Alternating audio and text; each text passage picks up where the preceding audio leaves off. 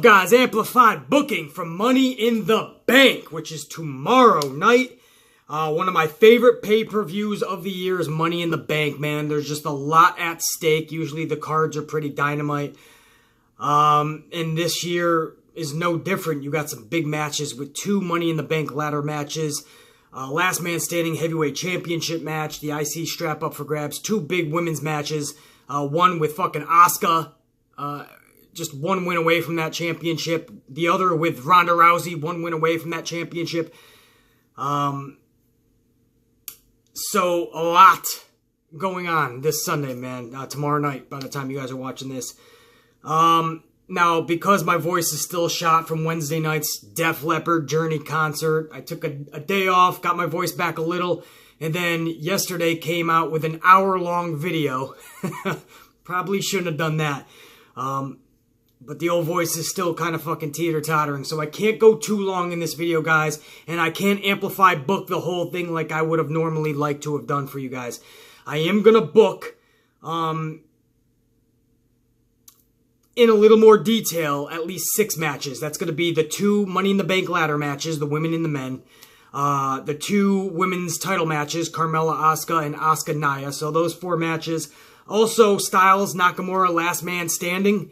For the WWE Heavyweight Championship. I'll also do that one. And the 6th one I'll book a little more in detail is Elias and Seth Rollins. Those 6 matches we're going to amplify book a little bit more. As far as the undercard, 4 matches that are announced so far, I just want to at least touch base with them and let you guys know where I stand on them. First, Lashley versus Sami Zayn. I feel that Bobby Lashley has to win this match. Sami Zayn has gotten the upper hand on him for the last several weeks. I feel that if Lashley goes in there and also loses this match, where the fuck does that put Bobby Lashley? Now, you can counter that with, but BC, what about Sami Zayn? But I would counter back to you guys with Sami Zayn has been lost in translation since he's gotten to the main roster. So, is this really going to damage him any more than it already has? In fact, this feud, even Sami Zayn fans are even said they've kind of had enough with. This isn't fucking the Sami Zayn we like, and this isn't a feud for him, and this and that. So let's be done with it. But for Bobby Lashley, they just brought him back as a powerhouse. If he loses already to Sami Zayn, I don't see how far you're going to go in the future with Bobby Lashley. At least Sami Zayn, you've yin-yanged him enough as it is. If you're really going to give Sami Zayn a push, it probably shouldn't be at the expense of Bobby Lashley. I see Lashley having to take this match. Roman Reigns versus Jinder. This is interesting because this is one of 2 squash matches that I have for the night. And this is Roman Reigns defeating Jinder Mahal with like a Superman punch. Maybe that's it. Maybe a fucking spear as well. Who knows? Maybe a couple spears, but that's it. I don't see this match needing to go more than a fucking minute long. We all know what it is. This match is for Roman Reigns to go over Jinder Mahal. Okay, I don't need 10, 15, or 20 minutes to tell that story. If you're going to make him win anyway, let's really draw that Chicago heat that you know Roman is going to get. Let's just have the squash done. This will build Jinder up after Money in the Bank. Don't worry, Jinder Mahal can play this character like he is. He thought that was the biggest fluke in wrestling history, and now he's on a mission to make everybody know that Jinder Mahal is no part of any fluke. And that's all that was with Roman. So Jinder Mahal can actually play off of that. Roman Reigns gets this huge 1-minute victory so Vince can continue to build him. And Chicago and the viewing audience at home does not need to see 20 minutes of Jinder Mahal versus Roman Reigns. A squash match. 1 minute, Roman takes out my man Jinder Mahal. You guys know I'm a big Jinder Mahal fan. So for me to say that, that goes to show you I'm very passionate about this type of booking. I think that's one of 2 squash matches that does need to happen. Daniel Bryan versus Big Cass. This is okay. A 10 to 13 minute match that I need to see at best. This is just like Shelton Benjamin versus Daniel Bryan from this past Tuesday SmackDown. This is just a clinic for Daniel Bryan. Get him readjusted still. Get the crowd, even the casual fan, adjusted to Daniel Bryan. I don't think it's ever going to be like it once was, but get Daniel Bryan to that level as far and as best as he can be to that main event status. I feel that Big Cass is another notch in that step. And I think that's going to be the way to go, man. Daniel Bryan you can't have Big Cass, even though Big Cass could use a victory right now, not more than Daniel fucking Bryan of all people. This guy, some would say, is the face of WWE. In my opinion, one of, if not the... He's not going to lose the big fucking Cass at Money in the Bank. I don't see that happening. Both superstars definitely could use a victory. Daniel Bryan could use it more than Big Cass. Bryan over Cass. Bludgeon Brothers taking out Gallows and Anderson. I love Gallows and Anderson. I want to see Gallows and Anderson with those straps one day. But it's not at the expense of the Bludgeon Brothers. And also, definitely not at Money in the fucking Bank. Bludgeon Brothers over Gallows and Anderson. It hasn't been announced yet, but if it does... Bray Wyatt and Matt Hardy versus the B-Team. Again, as of right now, it has not been announced. But if it does, Wyatt and Hardy have to win that match. And at the end, I would love for Bray Wyatt and Bo Dallas to give a little handshake, you know? Brother and brother. Chicago would know the deal because they're a smart crowd. So that would be a cool way to end that as well. And for the B-Team, no harm, no foul. You made it this far. You made it to the big dance. You came up just short against Matt Hardy and Bray Wyatt of all people. Nothing to be ashamed of and for. And I think B-Team can keep going. But again, guys, that's not official yet, that tag team match. I'm just saying if it does. The United States Championship and the Universal Championship, both not on the line, thus far anyway, for Money in the Bank, so I'm not going to book anything with those. Now let's get on to some of the more bigger attraction matches. And I'm going to kick it off with the Women's Money in the Bank match. Again, this is not how I would book the matches, guys. Because the voices, you know, I don't know how long my voice is going to hold up. I'm not going to go too much into detail and tell you my exact match placement. I'm just going to go over the details on how I would book the match. So again, the first match I'm going to go over is the Women's Money in the Bank ladder match.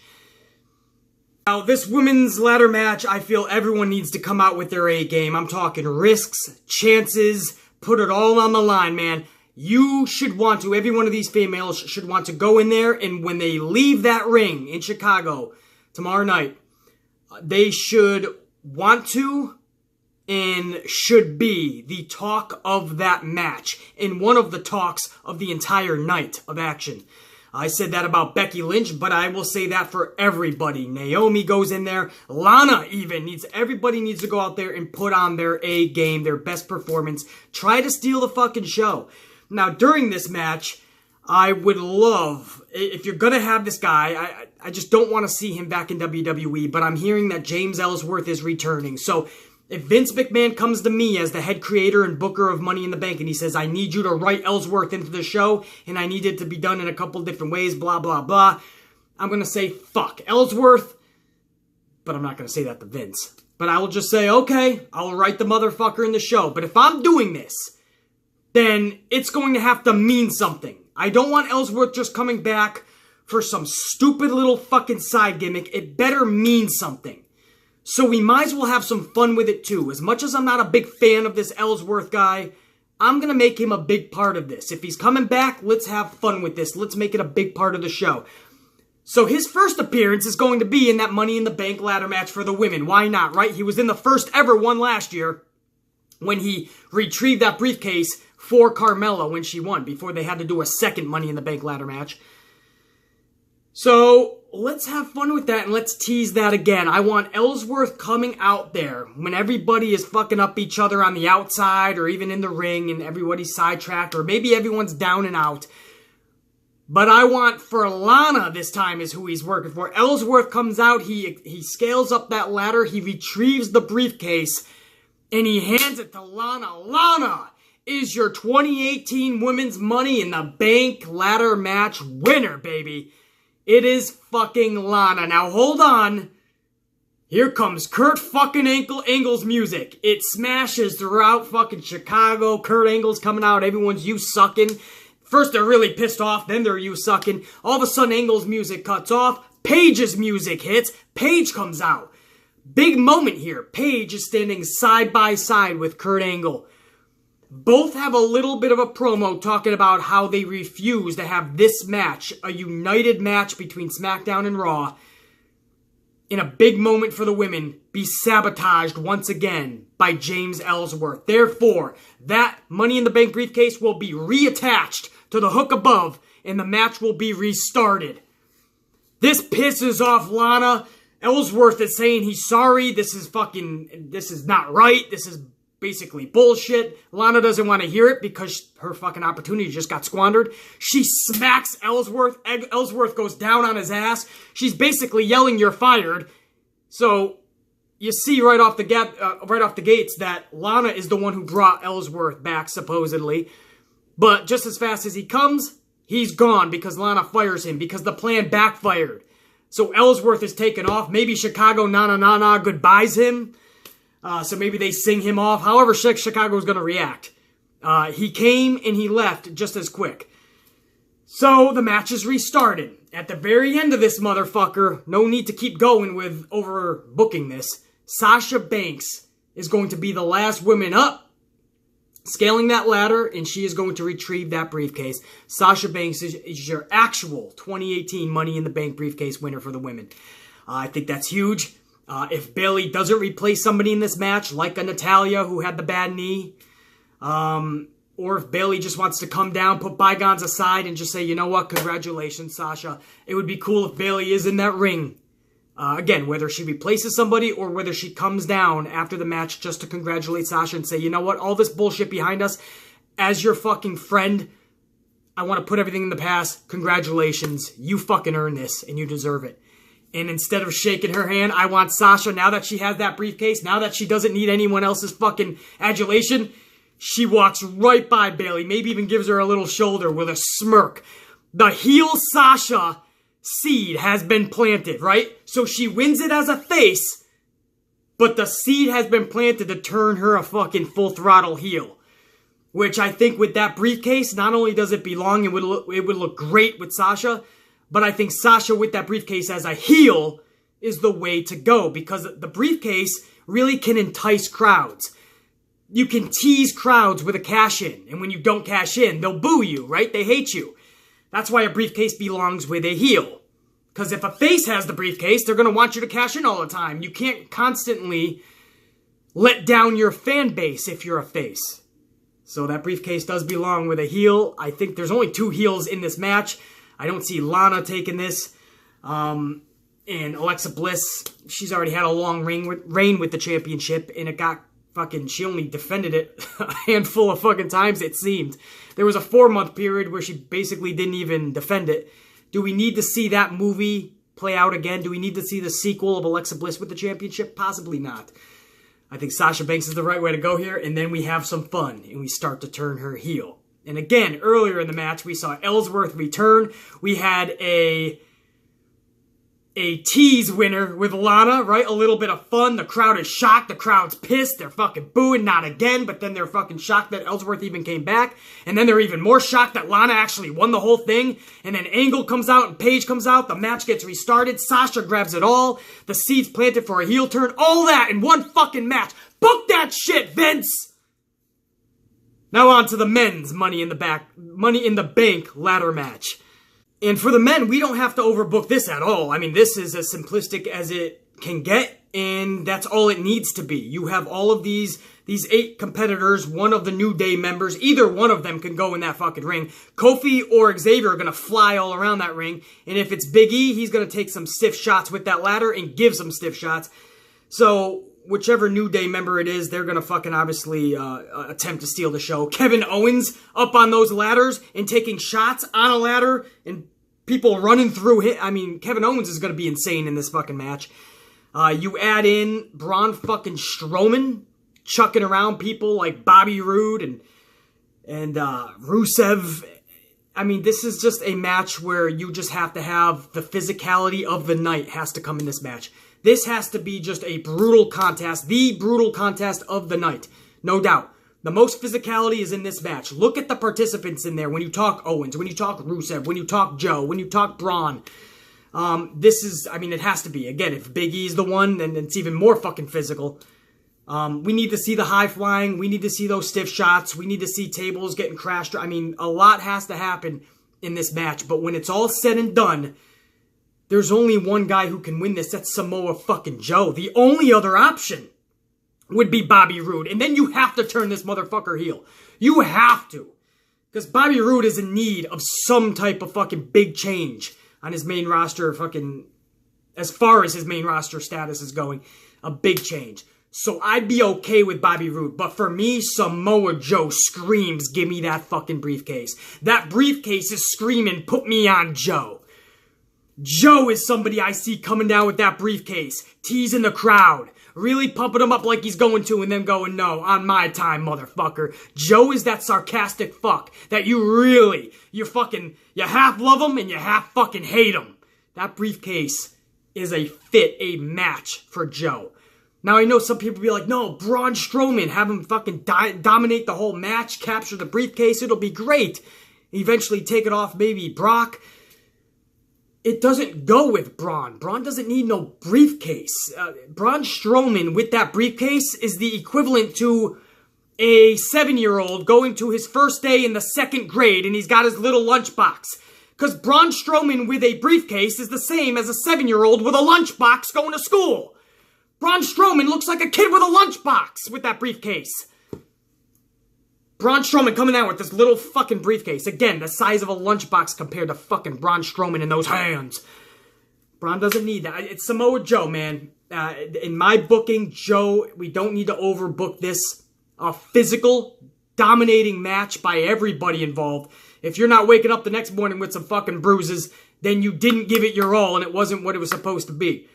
This has to be the physical match of the night. And when it's all said and done, Samoa Joe, man, we don't overbook this. Samoa Joe gets his briefcase, and then the fun really begins for Joe. Next up, we have a little bit of fun with the Women's SmackDown Championship. This is Carmella and Asuka, champion Carmella taking on challenger Asuka.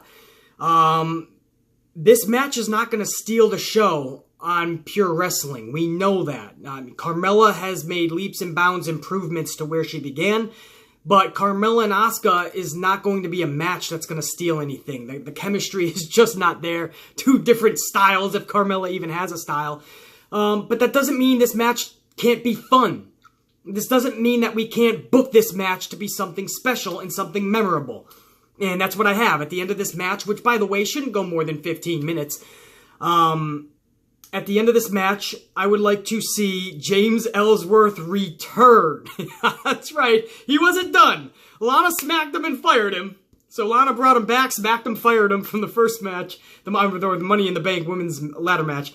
But he's back, and I want him to come back after Carmella throws the referee in front of herself so that he could take a shot from Asuka. In other words, Asuka, maybe she's doing one of her backhands, and Carmella sees it coming, so she throws the referee in front of her. The referee ends up taking the backhand. Or maybe one of the side kicks. Or maybe fucking Asuka's just going in for the corner splash, and Carmella throws the referee in. Either way, the referee gets a little fucked up. Nothing too huge here, right? But a little fucked up to where he drops, and he's a little shaken up. This brings out James fucking Ellsworth to fuck Asuka over. So now this is fun because James Ellsworth is trying it again. He worked out a plan, it looks like, with his old flame, and that was Carmella, his old protege, or vice versa. So, slips the title in, right? James Ellsworth, I want to grab the championship, slip it into Carmella. Carmella's like, yes, now is the time. Picks up the championship, slams it into Asuka's face. Asuka is out cold, it looks like. James Ellsworth is celebrating. Carmella looks like she's going to pick up the W. She gets on Asuka. 1, 2, 3, but there's no ref. Carmella finally realizes like she has to go get the ref. So time is wasting here. Time is fucking money and time is keeping my championship. Carmella finally realizes she's got to go get the ref. So she slaps around the ref a little bit. What are you doing? I'm on fucking Asuka. She's out. Let's go. The referee comes over. Enough time is wasted, though. Is she going to actually get the pinfall? Let's wait and see. Oh, wait. Let's say it right now, man. Pins her up. 1, 2.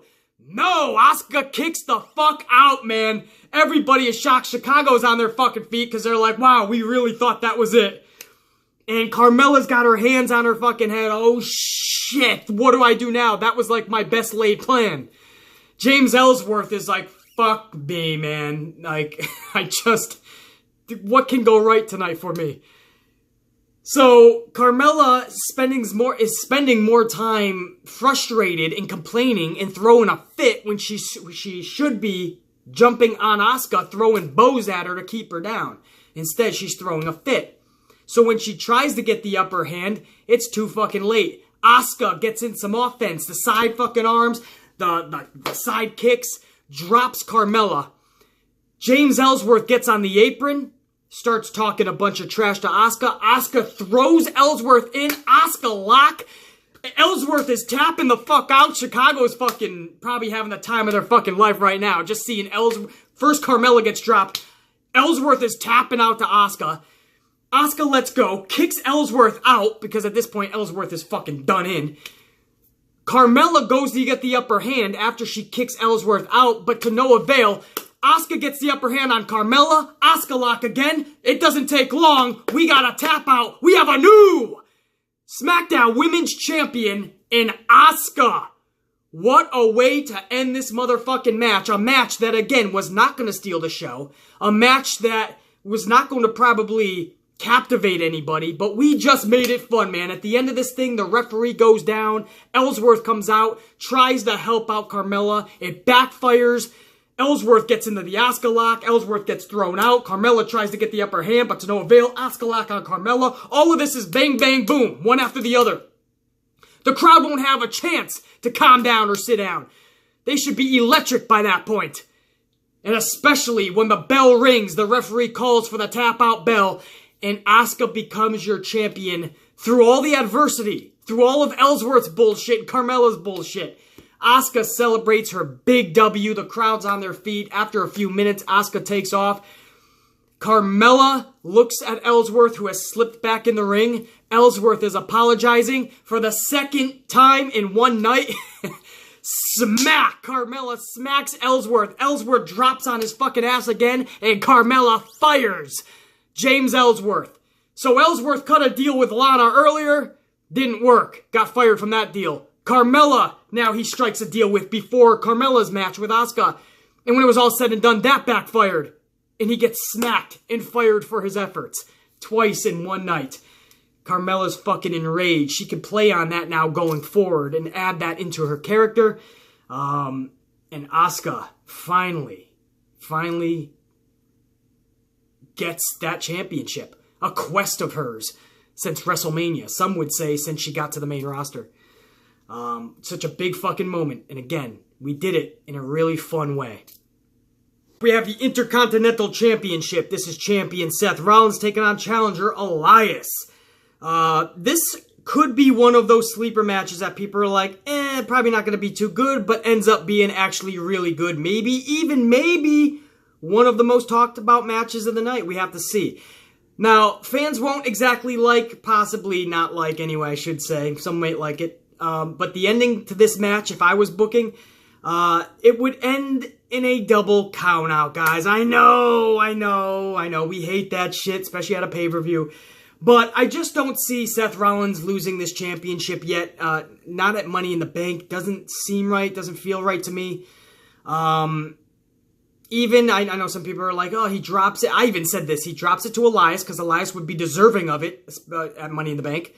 And then maybe go on to take on Brock Lesnar, or at least be an option for Brock at SummerSlam. I think Vince wants to go a little bigger than that, but an option at least. And I said it a bunch of times. Elias would be a deserving champion of that strap at Money in the Bank. I just don't feel, as much as I feel that Elias would be deserving of that strap at Money in the Bank, I don't think that Seth Rollins dropping that strap at Money in the Bank is deserving for him. I just don't see that happening, and I kind of want to extend it a little more. If Seth Rollins is going to drop that strap to Elias, again, which I'm okay with, I think something like Extreme Rules would be a little bit more impactful. So I would like to see this extended one more month, and in Extreme Rules, Elias gets the big W over Seth Rollins, and then you can propel Seth Rollins to whatever bigger and better plan you have for him. But Extreme Rules seems to be a little more, because again, I just feel with such a stacked card like this is at Money in the Bank, that match, that outcome anyway, might get lost in the shuffle.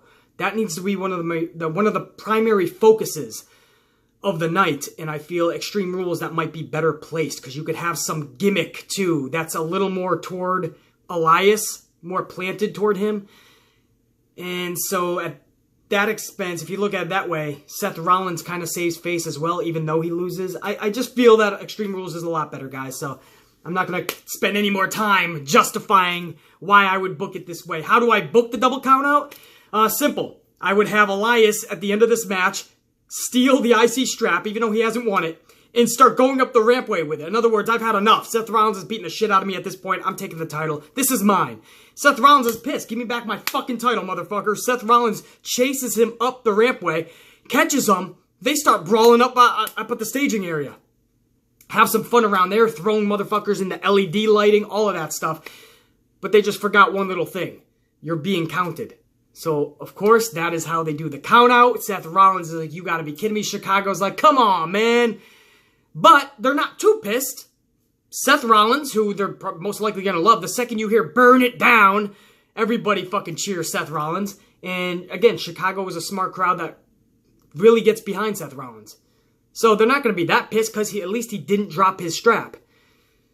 But they're going to be pissed because they didn't get the definitive winner, the pinfall or the submission. But Seth Rollins is going to make it up to him because Seth Rollins is going to start coming back toward the ring. He's going to argue a little bit with the ref, like, come on, give us another chance. Why would you, we were coming back, blah, blah, blah, all that good stuff. The referee is like, no, that's final. So Seth Rollins is like, all right, I'm going to give Chicago a fucking treat then. Something to remember us by. Seth Rollins goes back up the rampway. He takes Elias, sets him up on a fucking table down below. So you got the staging and you have the fucking concrete below. He sets Elias face first onto this table. Rollins gets up on the staging area. Everyone knows what he's about to do, man. A fucking curb stomp, or what they call it now, the stomp, right? For legal reasons, you can't call it the curb stomp. He's getting ready for the fucking stomp, man. Maybe he even does the burn it down, the stomping, and everyone's fucking chanting along. And he jumps, he leaps off the stage, and he gives Elias a stomp to the back of his fucking dome piece, through the table, onto the concrete below. If that doesn't have the crowd fucking riveted, man, if that's not one of the highlight moments of Money in the Bank, I don't know what to fucking tell you. Because no matter what the outcome is, I would take that fucking moment, that spot, over any other outcome. So that is a fun way for everybody to save face. Seth, Elias, the referee, WWE as a company, and a way for the fans to have some fun with that shit and see something really fucking cool. A stomp from the staging area onto the outside, through a table to the concrete. Fucking A, book that shit. Next up, we got the Monday Night Raw Women's Championship on the line. Challenger Ronda Rousey, champion Nia Jax. Now for this one, guys, this would be the second of the two squash matches I was telling you guys about earlier. The first one being Roman Reigns over Jinder Mahal. This I would have as a squash match. There is no reason this match has to go 15 minutes when I just don't feel there's going to be intense chemistry between the two. So this can only hurt Ronda Rousey, and it's not going to do much for Nia Jax if the plan all along is to put the strap on Ronda Rousey, which I believe it is because she's going into the UFC Hall of Fame. So you know Vince wants Ronda to have the strap. Or does he throw everybody a fucking curveball and say, nope, just fucking with you. Maybe at Extreme Rules, maybe at SummerSlam, maybe down the road, and fucking Ronda doesn't capture that strap. I think that would not look good for Ronda Rousey. Ronda Rousey, ever since WrestleMania, has been booked really oddly to me. And I don't think it's serving her justice or giving her any brownie points. We need to get Ronda Rousey looking like the badass again. We can't pander to the crowd. We can't make her mid-card booking because a lot of the WWE crowd doesn't think she belongs there. A lot of the WWE crowd wants her to earn her spot. Fuck that shit. This is Ronda Rousey. She should be steamrolling through the division. This is a squash match. Simply put, the bell rings, Nia Jax charges, Ronda Rousey says, fuck no, bitch, gets her right into her arm bar, snapping that arm backwards. Either fucking Ronda Rousey taps, or they make it look like she broke her arm and the referee stops the match. Whatever the fuck it is, Ronda Rousey in about 20 seconds, if that, wins this championship strap. I think Chicago would love it and be like, what the fuck? Yeah! Or they're fucking booing. I don't give a fuck. Chicago will be lit, though, just like all of us at home would be, because we'd be shocked. Sort of.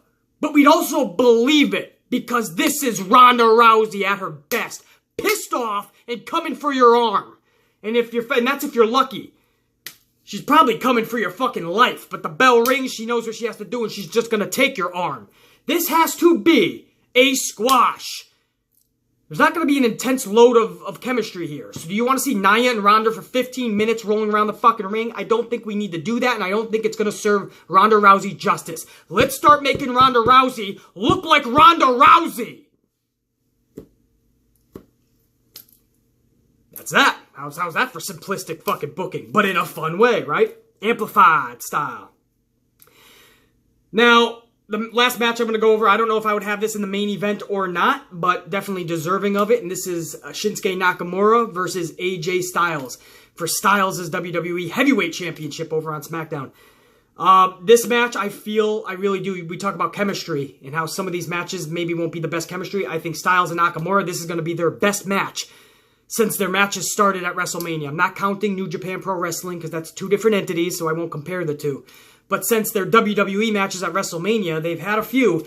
I think this one's going to steal all of those and really take the spotlight. I think they're going to bring their A game. They're going to have their best match. And at the end of this motherfucker, I want James Ellsworth coming down, man. Here he comes again. Third time, one night. What the fuck does this guy want now? And I want Ellsworth, guys, and I want this to be no DQ. I don't know if they have already stated. I've heard rumblings that it's going to be.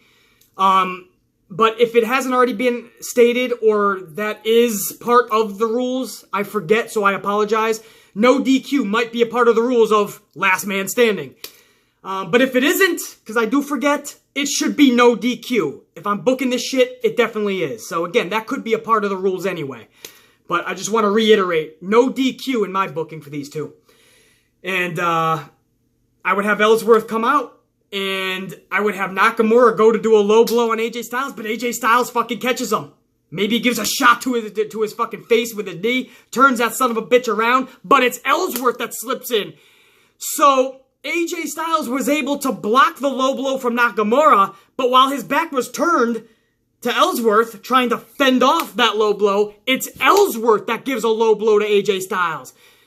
Styles fucking goes to his knees while he's looking back at Ellsworth like, et tu, Brute? Like, why? This look in his eyes like, why, Ellsworth, why? And the crowd's probably pissed off here like fucking, Ellsworth is working with Shinsuke. And then I want Shinsuke to, because at this point, AJ Styles is on his knees. He's fucking holding his midsection like, fuck, that hurt. Nakamura stands him up. And if he says, basically, you thought that hurt, you brace yourself for impact. Nakamura drops to his knees and gives him a second low blow back-to-back with Ellsworth. At this point, AJ Styles is down and out, but it's not over. I want James Ellsworth to kind of pick him up a little bit. You could have AJ Styles basically on his knees, but he's fucking holding his midsection. He's fucking in pain. He's hurting. He's, for all intent and purposes, he's down and out. But I want the Kinshasa to come hardcore. Knee to face to Styles. At this point, forget about his midsection anymore. Styles is knocked out cold, man. 1, 2, 3, 4, 5, 6, 7, 8, 9, and 10, man. We counted the 10. The last man standing, there's two of them. It's Ellsworth, but most importantly, it's Shinsuke Nakamura, and he is your new WWE Heavyweight Champion of the World. Now, I know, man, you want AJ Styles. Vince wants AJ Styles to also beat CM Punk's record. He wants him to hold it for 434 plus days. So then there's no fucking controversy of which title it is or how the longest reign. I don't care about these fucking stupidity records, man. This is Nakamura's time to shine. And the story is going to be told beautifully down the road, man. Starting at SmackDown, Ellsworth is going to be the translator of Shinsuke Nakamura. But we soon come to find out in the weeks to come that Ellsworth is much more than just a translator, much more than just a manager. Ellsworth is the sidekick to Nakamura that makes him even more of a dastardly heel and that always helps him cheat at any which way in every corner. Ellsworth could be a key component to the success of Nakamura in this heel role. And at the end of the night, Ellsworth was finally successful. He cut a deal at the last minute with Shinsuke. And he gets a job in WWE because of fucking Shinsuke. He's going to be the translator, so to speak. And I think that'll be a cool dynamic going forward. And that's the show, man. That's Money in the fucking Bank, with Nakamura being the last man standing. And Ellsworth, he shows his ugly fucking dastardly ways 3 separate times. And on the third time is the charm, man. Ellsworth rips the heart out of Chicago, man, and AJ Styles falls to Shinsuke. But I think Chicago would love it. I think it would be an entertaining show for them and us at home. That's the card I put together, guys. That's amplified booking. We booked this motherfucker in a fun way. We did it in an amplified way. But more importantly, we did it in an entertaining way. What about you guys? If you were booking this shit, how would you do it? Drop some statements down below in the comments section, man. I love reading your guys' shit when I'm in line at coffee. We just got some time to kill, man. I love interacting with my amp universe, my amplified unit, especially. You guys know who you are, man. The ones that smash that fucking like button. Leave those comments. Show that love and respect to me. The amplified unit is who I give it right back to. And now, guys, we just let the boys put on the show and the gals put on the show tomorrow night. And I will be with you guys Monday morning for WWE Money in the Bank. The good, the bad, and the ugly. And I'll have a full review. And I'm not going to hold back any punches, man. If it was good, we're going to talk about it. If it was bad, we're going to talk about it. If it was ugly, we're going to get amplified on the motherfucker. And more than likely, there's going to be a combination of all that. We'll talk about it. But for now, you don't forget me. I won't forget you. We all will be tuning in tonight for NXT TakeOver. And tomorrow for Money in the Bank. I'll see you guys on Monday. For now, the Amplified Man. Cashing the fuck out.